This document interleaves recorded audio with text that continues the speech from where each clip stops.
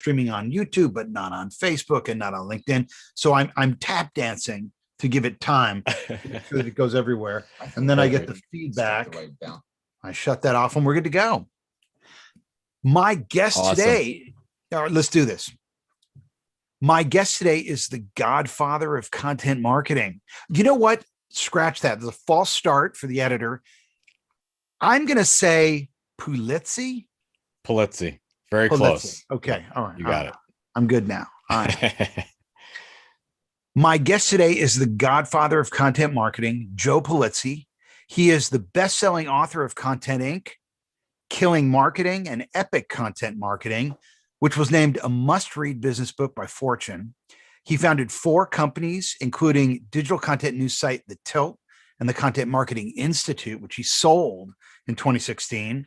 His podcast series, This Old Marketing, with Robert Rose, who has appeared on the B2B Lead Gen podcast, our other show, has served millions of downloads. Joe, welcome. Eric, thanks for having me. It is more than a pleasure. Finally, we get to talk to each other in person after dancing around this thing. And I'm excited about it because today we're going to deep dive into influencer and content marketing in 3 acts. We're going to start with a discussion about what content marketing business has become and how it's changing.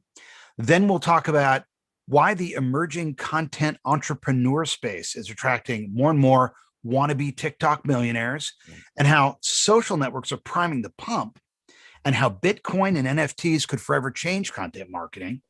And finally, we'll close with a discussion about the mechanics of getting content marketing done right. Who do you hire? Where can you learn? And what sort of tech tools do you need?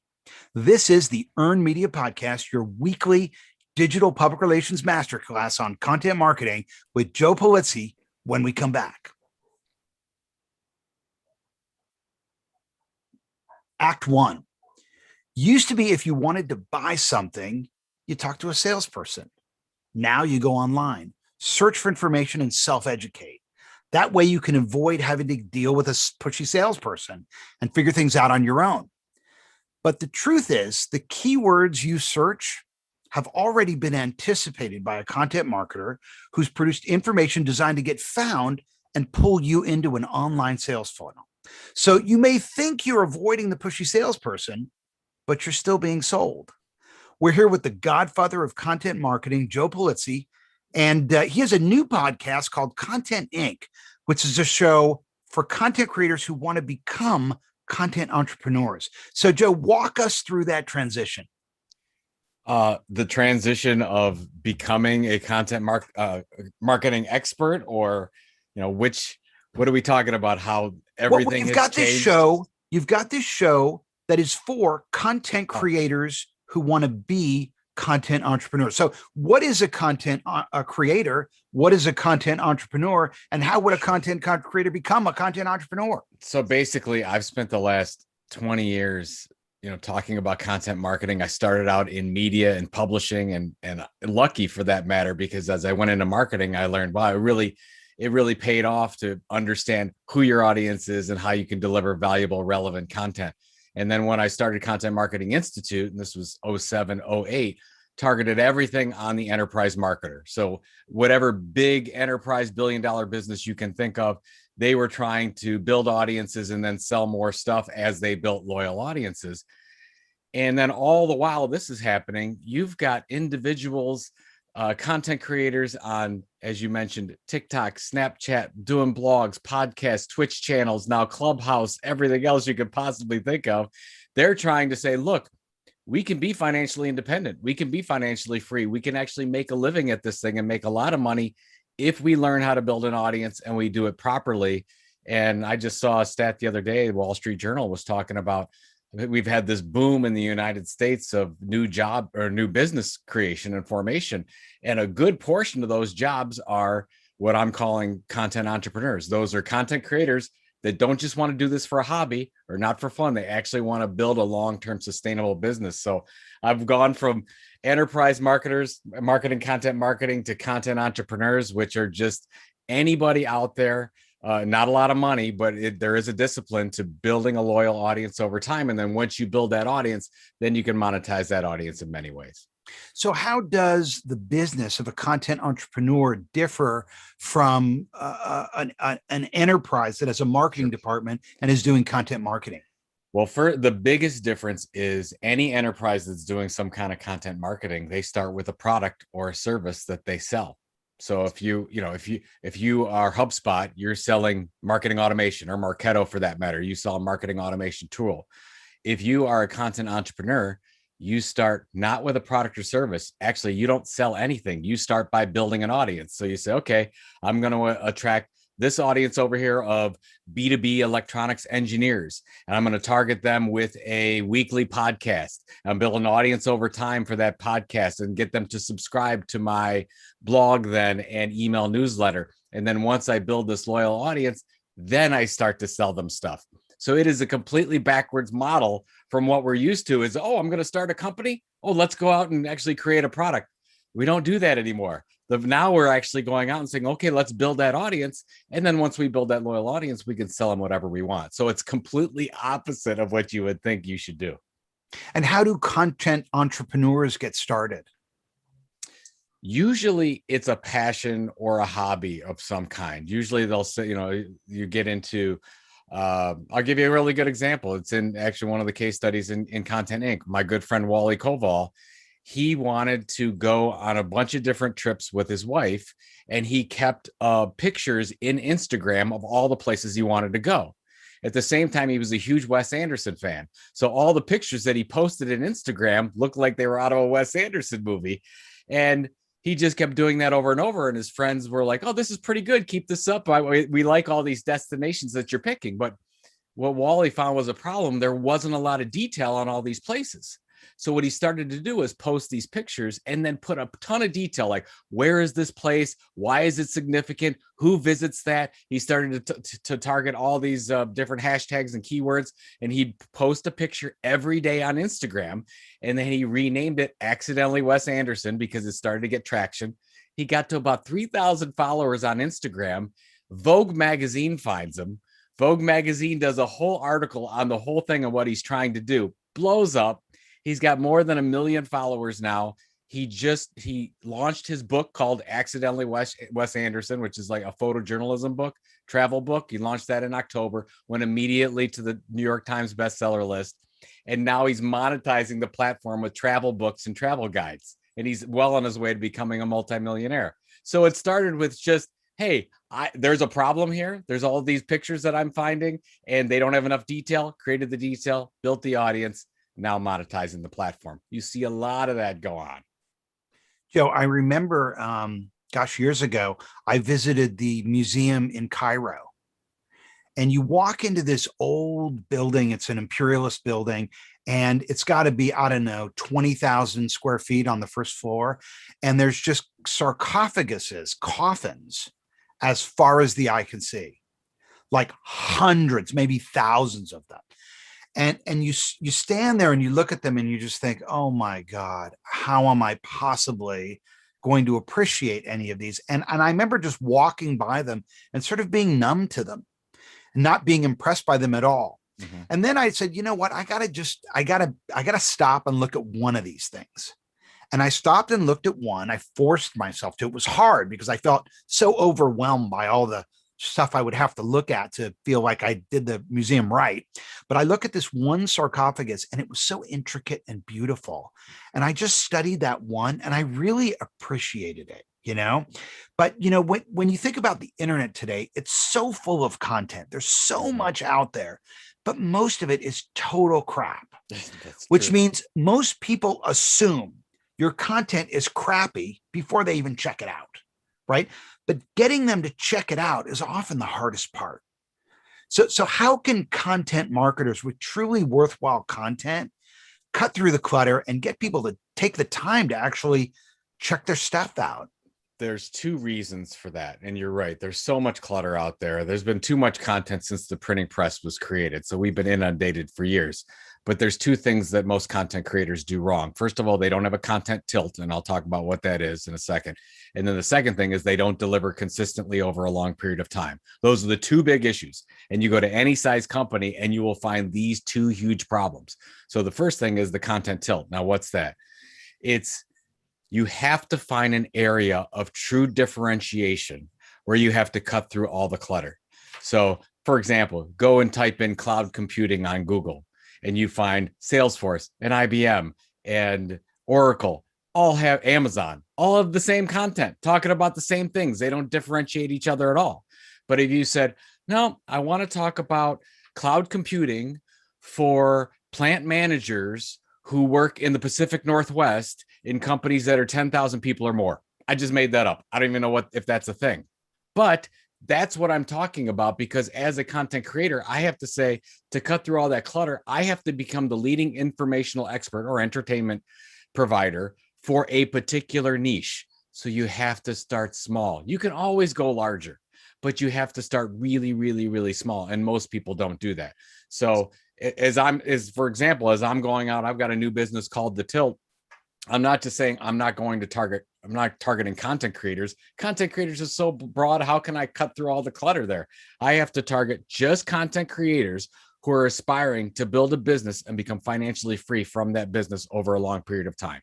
That's what I'm focused on. That's a content entrepreneur.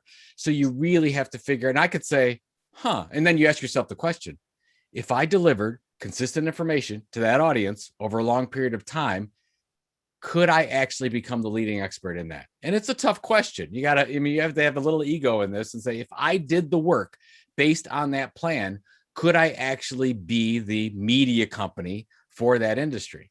And if you get to, I think I can, then you're on to something. Most of the time, when I go in and do content audits, I'll go and look at a company's blog or their podcast or their event series. And I'm like, what are you doing that's any different than your competitors? And they'll always say, this is no different. And actually, you can go to their competitor's website and they're doing the exact same thing. And I'm like, it's blah, it's meh. It's not, you're not doing anything. You'd be better off not doing anything at all. So let's figure out and let's really focus on different audience sectors and figure out what those audience desires are and their pain points, what keeps them up at night, what they're challenged with, and let's talk to those challenges over time. And then we'll have something that we can build on. So you've got to focus on this, filling this vacuum, right? You got to find the vacuum, fill the vacuum, but it's also got to be good content. So how do you make your content indispensable? Well, you have to really understand the audience's desire. And the first thing that you want to do, any content creator in any size company, they always start with, what are the marketing goals? And I get that. You're a marketer. I'm a marketer. We know we need to start with marketing goals. We have to sell stuff. But if you start with your mission statement as, we have to sell more widgets and these are the KPIs we have to hit, you'll never make it. Because the first thing that you have to do and focus on is, okay, what are those pain points? And you set up what I would call listening posts. And you talk about this in your influencer studies that you go through. Where can you put your ear to the ground to really understand what those pain points are? That means using social media, using things like Google Alerts and Google Trends to figure out what's going on. And the most important thing is talk to your readers. Talk to your customers. When I started 20 years ago in sales, they actually made us call readers every week to figure out what the readers liked and didn't like in the magazine, what I used to sell for magazines. We still need to do that. We still need that information. If you can't get them on the phone, send them an email, send them a direct message. I don't care what you have to do, but do surveys. Get that kind of information and insight so that you can then take them to the next level and say, I understand their needs so well that I can create something for them that's missing, and be that every day. And when you get that clutter in your email inbox and you see all the spam, there's one or two emails that you really have to open, that they're going to help you live a better life or get a better job. That's what we need to strive to be as a content creator. When I think about content marketing, to me, it's very different than the media business. Marketers are creating content in order to get found by people who have a problem they can solve. Whereas in the media business, you're creating content to build an audience that you can then monetize and either sell to generate revenue for yourself or generate opportunities for advertisers. But what you're saying is it's sort of becoming one world, right?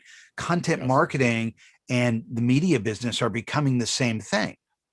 It's so insightful that you bring that up. A lot of people don't actually bring that up and get that it is the same business model today. I just talked to somebody this morning and I said, If you look at Google versus Cisco Systems versus the New York Times, if you look at it from a content creation marketing perspective, it's the exact same business model.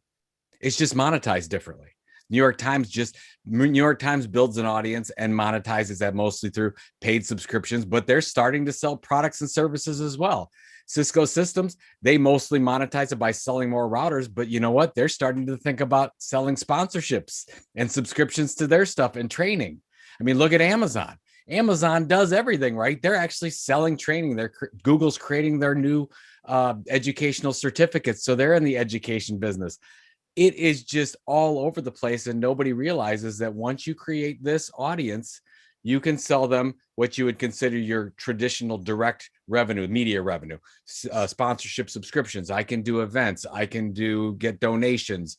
I can do paid subscriptions. I can do premium content. That's normally media model. But at the same time, you got the Wall Street Journal selling products.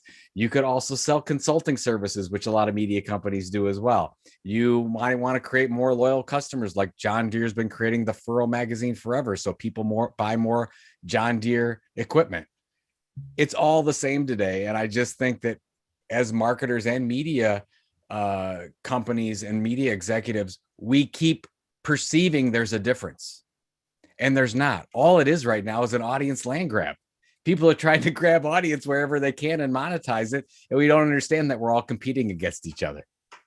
So does that mean, that all content marketers need to be online influencers? Talk to us a little bit about the relationship between the two. Should most content marketers also be online influencers? Is it just a natural fit, or is ghosting content also a sustainable business model?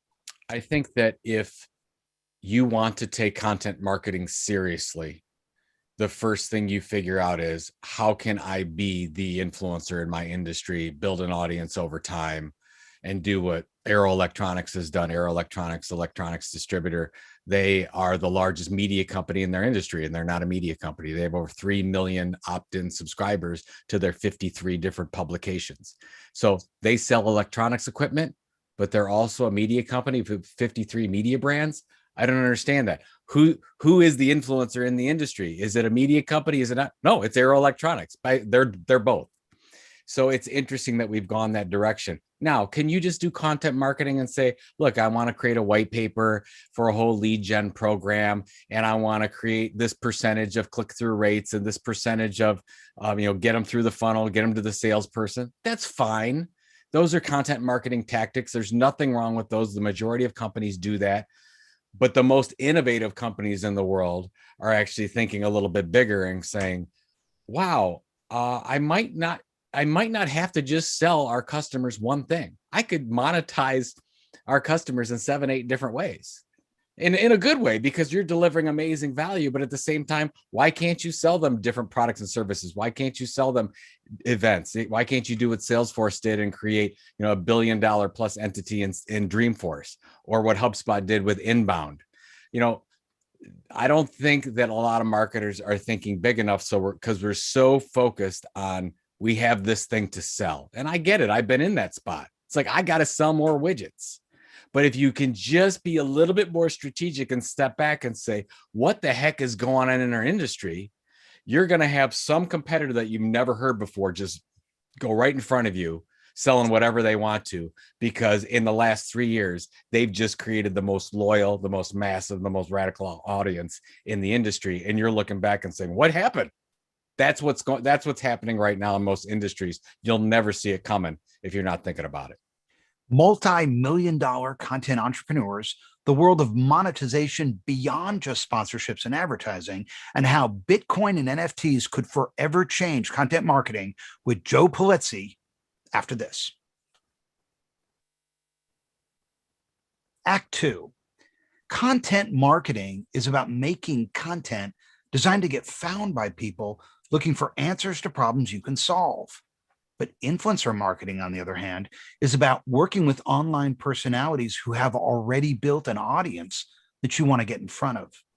And these personalities, or online influencers, are content creators who, in some cases, work directly with YouTube and TikTok through their creator programs to earn compensation for creating content exclusive to those platforms. Twitter and LinkedIn are getting into the games too. Joe, you've interviewed so many content creators who have gone on to become multimillionaires. What similarities have you seen in their ascensions? There's a couple key points, and this leads right into what you were saying about influencers. The one thing you would think, and what a lot of content marketers think, is I have to be everywhere my customers are at online. It's actually not true. What we found out with really successful content marketers and content entrepreneurs is that they focus on one platform and they become great at it. They're the best podcaster in their industry, the best blogger, the best writer, the best event producer, the best Facebook group, whatever it is, best YouTuber, best Twitch streamer, whatever that is, they become the best. And they don't do everything. And they're like, I'm going to put all my energy into this one place. The second thing they do comes with, from the influencer standpoint, is they don't focus all their energy on content creation. They actually focus most of their time and energy in the business on content promotion. And a lot of people don't realize this. So somebody will ask me, Joe, I want to start a content marketing thing. And if I've got 100% of budget, how much of that should go to content creation versus promotion distribution? And I always say about 25% to creation, about 75% to promotion. Because I always say, what's the use of you creating all this content if nobody's going to engage in it? So part of that promotion plan has to be integrating influencers. And my favorite types of programs are not, what is an influencer in your industry? Is that the media reporter? Is that the media company themselves? Is it a YouTube influencer? Is it a Twitch streamer? First of all, you've got to list all those influencers and you have to figure out, okay, how do I approach them? What am I going to do? What makes the most sense? What a lot of them do for podcasts, they have them on their shows, they interview them. But the best type of thing to figure out is how do I help them? So I like the mid-tier influencers. So you're not picking the most popular, the ones with the biggest audience, because they're really busy. It's tough to get on their schedule. But if you can get some mid-tier level, ones that would like a little bit of love and they need a little bit more help with their business, get 10 or 15 of those people and figure out what they need. Do they need more promotion themselves? Do they need relationships with outside sponsors or outside clients, whatever they need? And you can figure that out going, and then you can give them that kind of love. Like when I first started Content Marketing Institute, we're like, well, we don't know anybody. How do we get all these influencers to know who we are so they start sharing our content? And we created something called the top 42 content marketing blogs. And every quarter, we listed the top 42 content marketing blogs. We hired a researcher to go through. We looked at different criteria of quantitative and qualitative feedback to actually link these list these things together. We put out a press release on it, and then we let all 42 of them know. It's like, hey, you made number 3 on the list. Congratulations. We're linking to your page and we're putting information. Thank you for doing what you do in content marketing. That was one of the most successful things we've ever done. People shared the press release. They linked themselves back to the page. We got so many links to that. And still today, that page is so popular on Google that, we'll get 300, 400, 500 people a day. And that was created 12 years ago. So it's those types of programs where you can figure out, look, you can't just ask. I mean, yeah, you can go out and say, yeah, influencer XYZ, I'm going to pay you some money. And those are valid and you can do that. But I would like to do something more organic. So come up with one plan where you can really involve influencers, get them on. That could be a research report. That could be a blog listing of some kind. Could be an awards program. Could be a podcast series where you interview them. Could be a book of case studies. Whatever that might be, focus on those 10 to 15, become their best friend, help them with their jobs. And if you can help them, they'll help you back. Who are some of the content entrepreneurs that you admire most? Oh, shoot. Ann Hanley with Anarchy. She also marketing profs. I love John Lee Dumas from Entrepreneurs on Fire. Brian Clark from Copy Blogger. Rand Fishkin from SparkToro and Moz are great. Jeff Gargas and Chad Ostrovsky and Ray over at teachbetter.com. There's just a whole slew of them that I absolutely love. And it's easy because we just covered them all as case studies in the new Content Inc. book, going through. And what I love is almost a similarity between all of them. It took them all about 3 years to get going. I mean, it doesn't happen right away. It takes about 2 to 3 years of delivering consistent information over time, building that audience. And now almost every one of those I mentioned are multimillionaires. But you have to have that patience and grit to keep it going. When you say 2 to 3 years to get going, does that mean really nothing for 2 to 3 years, or it became big in 2 to 3 years? It came big in 2 to 3 years. Like with Content Marketing Institute is a really good example, because I was personally within 6 months of quitting altogether and having to go find a real job. I'm like, well, what am I going to do? Because it took some time. So it was about 18 months. We built a pretty significant audience, but I wasn't monetizing like I wanted to.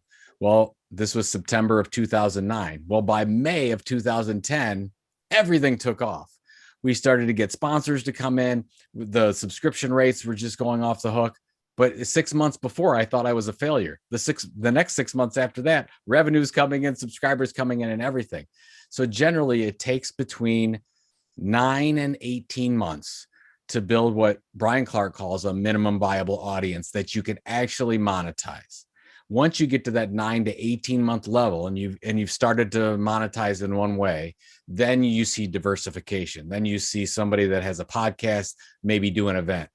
Somebody that has a blog, maybe do a magazine of some kind. So then you see the diversification level. And then once they get to, 2, 3, 4 different things. Oh, I've got a book, I've got a blog, I've got a podcast, I've got an event series. Then you're talking about a total media platform. By the way, this is for a marketer or a content entrepreneur, either one. You could do the same model. And so between 3 to 5 years, you've generally got an asset that you can value between $2 and $5 million. And then they can make a choice and say, like John Lee Dumas says, I'm never selling. I've created a lifestyle business. I'm generating $2-3 million a year. I'm totally fine with it. Or you could be like Brian Clark and say, you know what? I'd like to sell off 2 of my divisions so that I can be set the rest of my life. So then it's up to you. So everyone you mentioned, has been around for a while. How do you see smart content entrepreneurs monetizing audiences these days? People who are just getting into the game. Initially, you pick one. I mean, if you're looking at a YouTuber, it's basically advertising. If you look at Twitch, you're looking at subscriptions. And you've got early things on Clubhouse.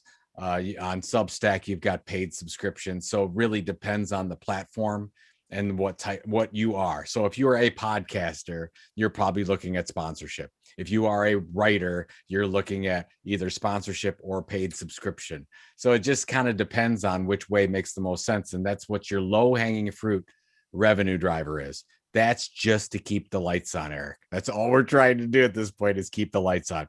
Then once we get to that point, then we can start to diversify. So if I'm a YouTuber like Matthew Patrick, who runs a really popular, got 13 million subscribers with a channel called Game Theory. He started with just YouTube advertising. Then he went into consulting, started to help other YouTubers, so paid more bills through that. And then he started to sell sponsorships, own sponsorships inside his own videos. So not stuff that YouTube paid him, own sponsorships. And each one of those sponsorships today goes for $40,000. He's making a bunch of money because he's getting 2-3 million views on every one of the videos he produces. So that's kind of the, you kind of start with step one, and then, you keep moving forward. And then there's also products. Brian Clark's a really good example. Copyblogger made it because they were selling search engine optimization products. So that's why I love it, is that this model isn't just a media model anymore. You can do consulting services, you can do products, you can sell sponsorships, whatever you want to. But it seems to be that 3 to 5 year sweet spot where you really start to accelerate and diversify your platform. So, Joe, a lot of people in the content marketing world, particularly in B2B and podcasting, are still focused on advertising and sponsorships as main revenue drivers. But it seems like you're looking past that to things like NFTs and Bitcoin, right? Well, it's funny. NFTs are all the rage right now, right? Everybody's talking about a non-fungible token. Although with a lot of artists in the content creators in our community, I think NFTs are a thing. We might be in a little bit of a bubble right now, but as you saw, like the artist Beeple sells for 69 million. You got CryptoPunks NFTs that are selling like crazy. That's a different thing than what I think is the potential for content creators. What I like, content creators and content entrepreneurs, I love creator coins or tokens. I think that's where I would start. Basically, what a creator coin is, like we have our own creator coin. It's called Tilt Coin. We use rally.io to manage all that. Rally's great. You could also have Roll, which is tryroll.com. There's a number of them out there. I just happen to prefer Rally, where you can create your own economy with a currency.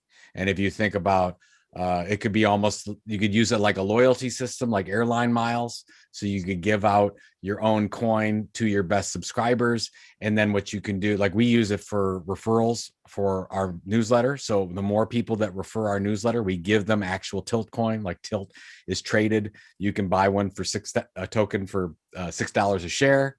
So it's actually some value. And then what we are going to do is if you get enough Tilt coin, you'll get exclusive content opportunities, which we're planning right now. So you'll get to go to certain, if you have a certain amount of Tilt coin, you get to go to certain events. If you, in the fall, if you want to pay for our training, you could pay for that out of US dollars, Bitcoin, or Tilt coin, however you want to.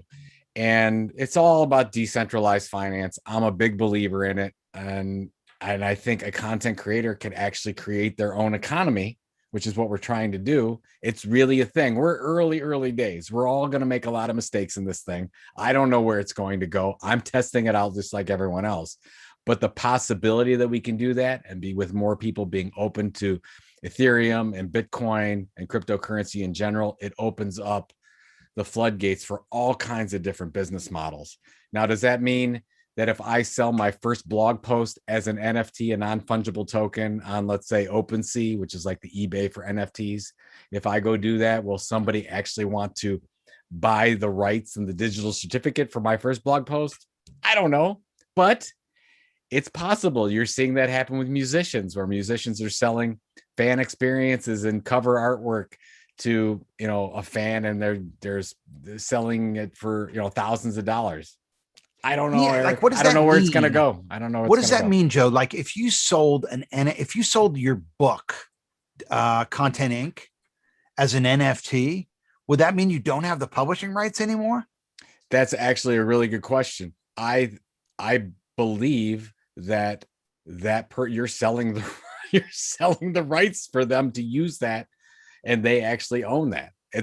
However you set up the smart contract, and that's all. That's what an NFT is. An NFT is a smart contract set up on the one of the sub Ethereum networks, if I'm correct. And you can set up that contract to say anything it wants. So if you set that contract up and say you actually own the rights to this post and you can use it however you want to, you are selling the rights away to that. If you Now, were going to sell your book, Content Inc., as an NFT, and that also included publishing rights, what would you start the bidding at? it's a great question. I have no idea what I would do. I probably would not do it at this point. I would rather, what I would rather do? I would rather give it away for free. If I was going to do that, because I can't put a price on that. I literally can't. I would, what I'd rather do? I'd rather sell, 500 shares at $1,000 a piece. And then you could, or $100 a piece, and let people share it. But I don't think that's what the NFT is going to be going for content creators. I think the opportunity is not in non-fungible tokens. I think it's in fungible tokens, and that's the creator coins. I think that's where the opportunity apparently the carbon footprint of Bitcoin is, huge. And Pia, who's in the house, says, given the vast amounts of energy that's used for Bitcoin and NFT, do you see it continuing? I got to think it's just going to get more efficient. I got to think that that's a handleable problem. Well, first of all, if you read on the sustainability efforts, that's a big issue. And a lot of the miners are very aware of it. And they're trying to go carbon neutral, I think, by 2025. Like everyone's talking about this because there's been a lot in the news about the energy that it's taken up. But when I talked to somebody else about this, I said, yes, you can measure it. You can measure every little bit of energy it takes to mine a Bitcoin and move Ethereum on the blockchain because we know it. Well, how much does it cost for us to financially support the US dollar? We don't know that. We don't know all the energy it takes, all the buildings, that all the people in the buildings, all of the energy that they're consuming, all the electricity. We don't know any of that. It's the same it's just a different financial system, but you can't measure that. That's the difference. And I think people are looking at this and say, "Oh my God, look at all this energy." Well, yeah, there's a lot of energy, and you can also measure it. So the good thing is there's a lot of smart people trying to work on that. And I don't think long-term that's going to be an issue. I really don't. Joe, a lot of social networks are launching creator programs right now. Is creating exclusive content for a social network a sustainable business opportunity for content entrepreneurs? Well, a lot of people won't agree with me on this, Eric, but I don't think it is.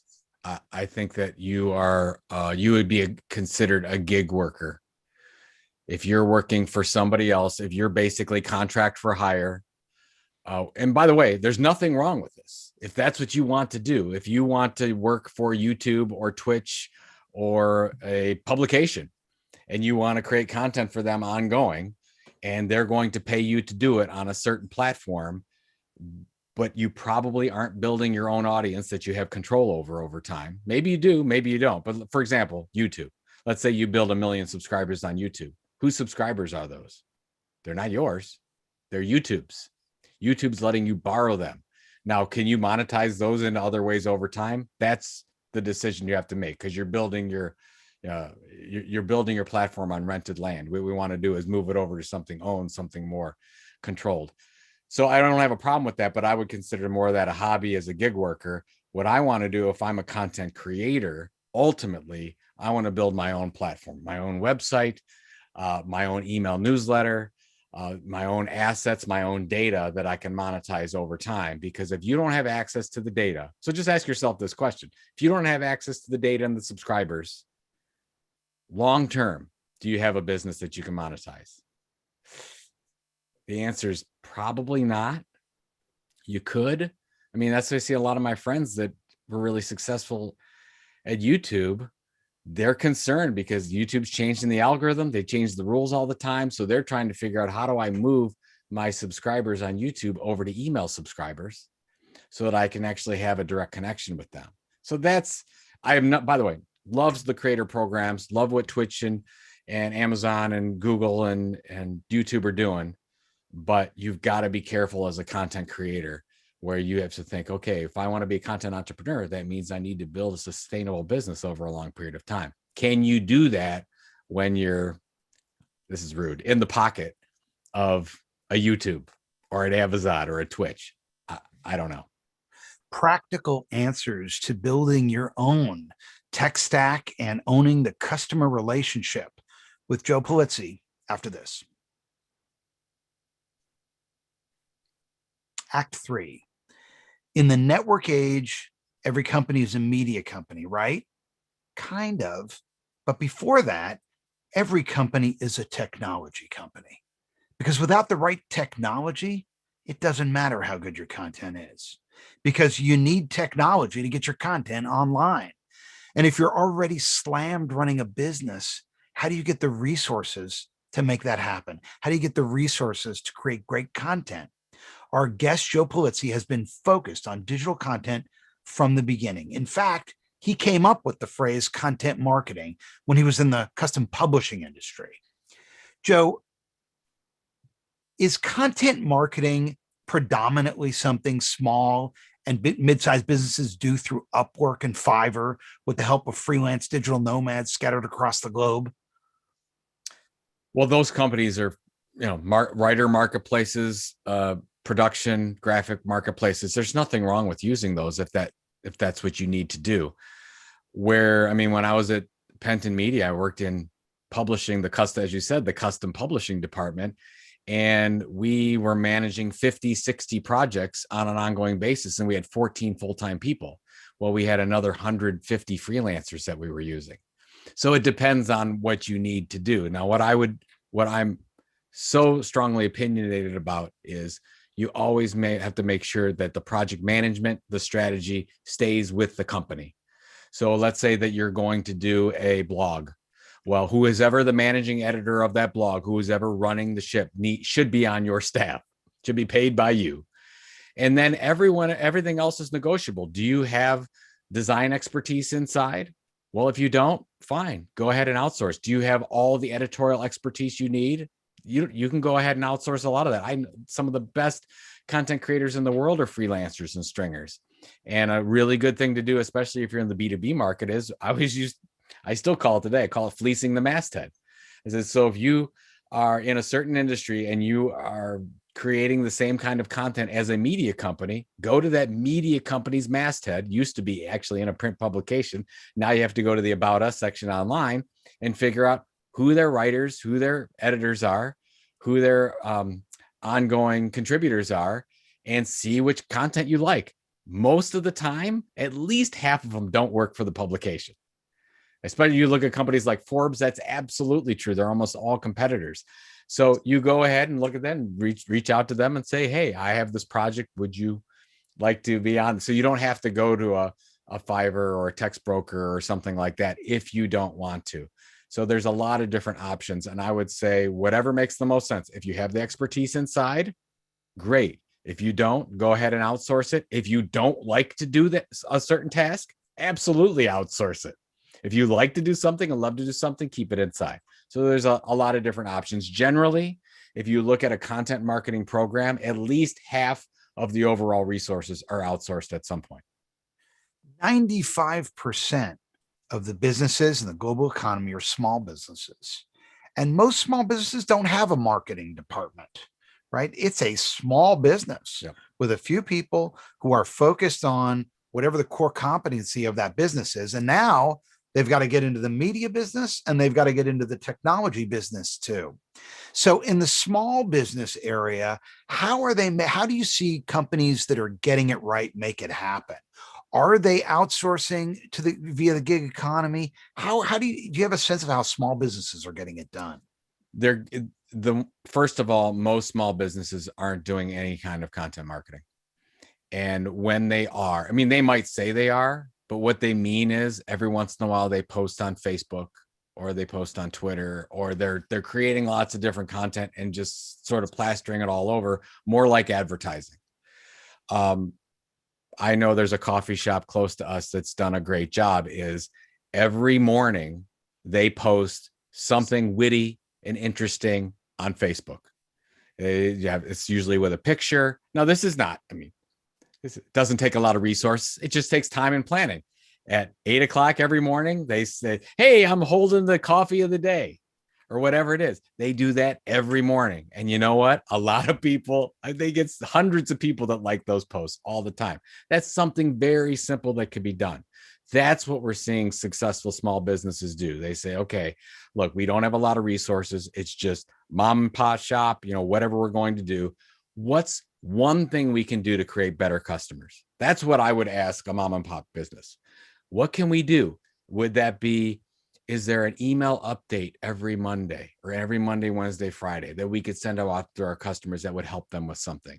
Is it an Instagram post every day that's going to inspire them to whatever? Or let's say you're a restaurant and you're a gluten-free restaurant. Is there maybe a recipe every Wednesday that you can share out and say, here's today's special, here's the recipe, we'd like to share it with you?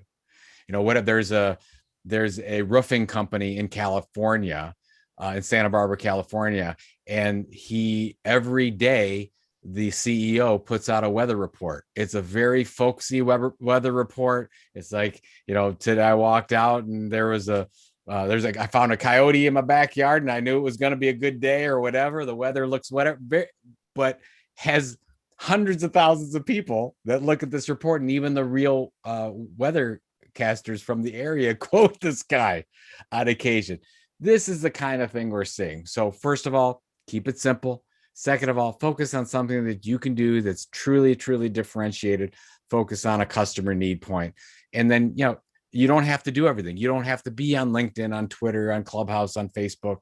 You can just pick one and be great at it and just deliver value for a long period of time. That's how we're seeing small businesses succeed. Joe, I know you and Robert have done a ton of consulting with enterprise around content marketing. And I would imagine there's a ton of small businesses out there that would love to have somebody like you help them, but they can't afford it and you can't afford it. It just doesn't make sense. So if there is a small business owner or entrepreneur listening to this podcast right now, let's give them a little freebie here. Let's say they hired you to help them hire someone to do their content marketing. You're going to be the guy who's going to hire the person. You're going to be the expert that's going to shortlist the candidates. What questions should they ask a content marketer to try to figure out if they're going to be the right person for them? Well, I want somebody that knows the audience. Doesn't have to be necessarily a content marketer. I want, who's the audience we're targeting? Is this your customer base? Is this a new prospect base? I want somebody that knows that audience inside and out. So that's one. Two, are they a good storyteller? First of all, I don't know if we're talking about a project manager or a content creator. Two very, very different things.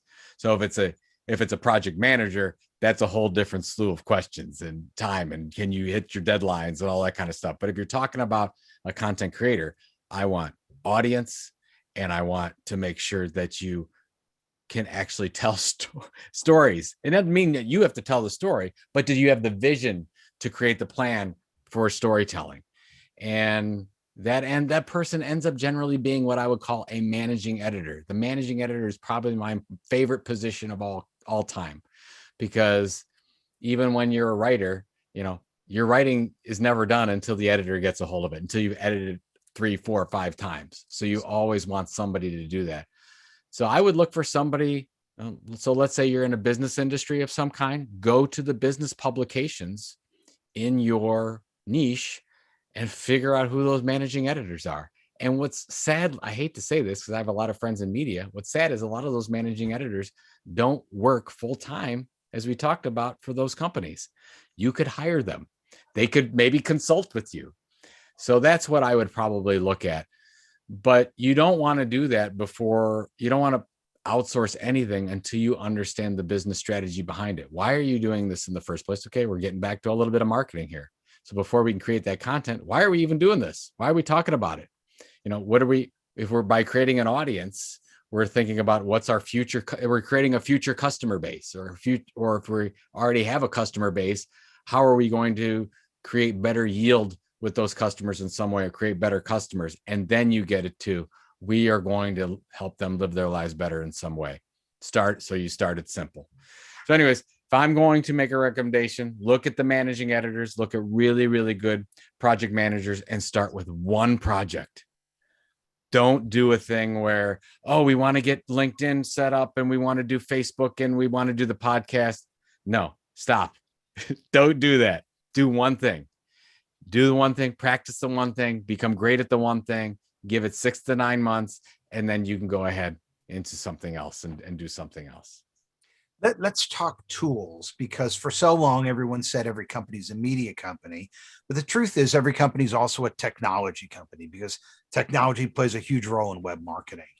So what is sort of the de facto content marketing stack that you need to be competitive today? Well, if you're using all the social platforms, those are easy. If you're telling me the number one thing for my business and making sure my business runs, it's an email program. And there's lots of really good ones. There's ConvertKit, there's ActiveCampaign, there's MailChimp. Look at any of those companies. That's what I want, because the number one thing of anything I do, whether I create the most magical Facebook page in the world, YouTube subscription page, or LinkedIn destination, the thing that I want most of all is the best email newsletter on the planet. That is the number one thing that I want, because you're actually creating an asset, and you can actually monetize an email newsletter long-term, whether that's for product, services, media, whatever the case is. So I would say, very simple, if you're a small business, you probably only need an email program. And I know that's hard to say. Now that I'm assuming you have a website. If you don't have a website, I would look at a WordPress website, and then you can integrate that with your Active Campaign email or your ConvertKit email or your MailChimp email. You can go a long, long way with that. Now, when you get more technical and more advanced, you may say, okay, it's time for marketing automation. It's time for the HubSpots, the Marketos, the Eloquas of the world. That's a long, long way off. I know a lot of very large companies that bought marketing automation too quickly and still use only 5 to 10% of the capability. So the other tool that I love to use, I love Google Trends. I use it all the time. You use that to figure out what keywords are resonating, where it's a listening device that you could use as well. So I want to make sure I'm using that. And then we use for a content calendar. There's some really good content calendars out there. If you want something that's more free, look at Trello, Trello. And if you want something more sophisticated, I would look at something like a Divi HQ, DIVVY But you've got all kinds of editorial calendars, but one of those two you could look at. So WordPress website, email marketing program, content calendar.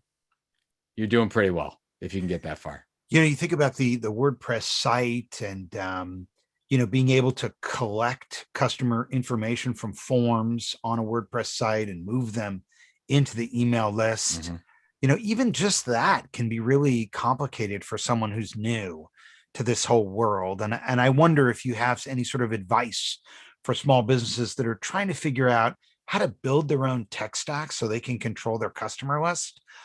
What are some of the biggest mistakes you see small businesses make when they get into sort of trying to build their own stack?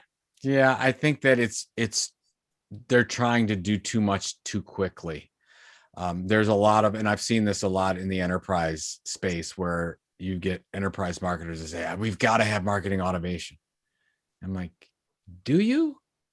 I mean, you can do some manual stuff for a little while longer, as long as you're collecting the data.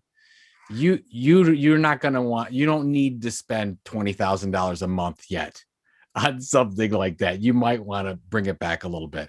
So I would figure out what you really need to do. When I made a recommendation to a small business, and this was years ago, and they wanted to go and buy everything out there. Oh, I love this and I love that, and I want that plugin, whatever. And I said, is it painful enough? Are you really hurting enough where you have to buy all this stuff? Like, no, they're just really cool. I'm like, okay, let's save really cool for later. I said, where does the pain really hurt right now? And the pain is, we need a better email newsletter system, and we need to keep track of that data. And we want to make sure who's opening it and who's not, and keep that data clean. And then ultimately we can port that into a CRM system. I'm like, all right, great. Now we've got something. Then you're talking about your email, and then you're talking about some kind of CRM system. It could ultimately be something like Salesforce, very, very simple tools. That's all he really needed to do. He didn't do anything else. The one thing that I forgot that I really love when we're talking about email is some kind of a referral tool. We use Sparkloop. So what we can do with our referral tool is, if we had an email newsletter, we got the referral at the end, and we can keep track of referrals and reward people that refer our email newsletter to other people. Free marketing again. So I don't want to say I'm anti-tech, because I'm definitely not. I've been pretty up on my technology for a long time, but I think it's moving too fast, and feeling left out is, if you got a WordPress website you're working with, you got an email program, you got probably thinking about integration into some kind of CRM system, you got some billing, you're probably good to go. It almost seems like if you are a media business or a content marketing business that's about audience, you can anchor your stack with an email app, like you said. But if, on the other hand, you're selling something and you've got a sales cycle, you really do need that sales pipeline. So it seems like CRM in that case is going to be the anchor. And, there are some inexpensive CRMs out there. There's product called Zoho. There's another Zoho I've heard good things about. Absolutely. And these are all, small business. I mean, they're still quirky and tough to get going, though. Technology is fickle. It's tricky. It's hard, which is why most companies take the easiest, shortest path to building an online presence. And it's why you have all these sort of vertically oriented, homegrown systems that serve specific trades and aren't interoperable. And you have painted yourself into a corner if you get on them, but people wind up on them anyways, just because it's the shortest path to having an online presence. Whereas, as I agree with you that, interoperability and best of breed and being able to sort of move different solutions in and out of a stack is really the key to competing online. Because if you go on any of those solutions built for an industry, you don't have an upper hand against your competitor. You have the same tools they do. And you think about I think about the restaurant industry, which just got so pummeled during the lockdown. Yeah. And there was huge growth with Square for Restaurants, which is sort of a closed, stack solution for the small restaurant to accept orders from Grubhub and Postmates and Uber and be in that world. But then, of course, not only are you paying a commission when you order from Postmates, the restaurant's paying a commission too. So they're effectively, sacrificing a big piece of their profits just to be on that platform. Whereas,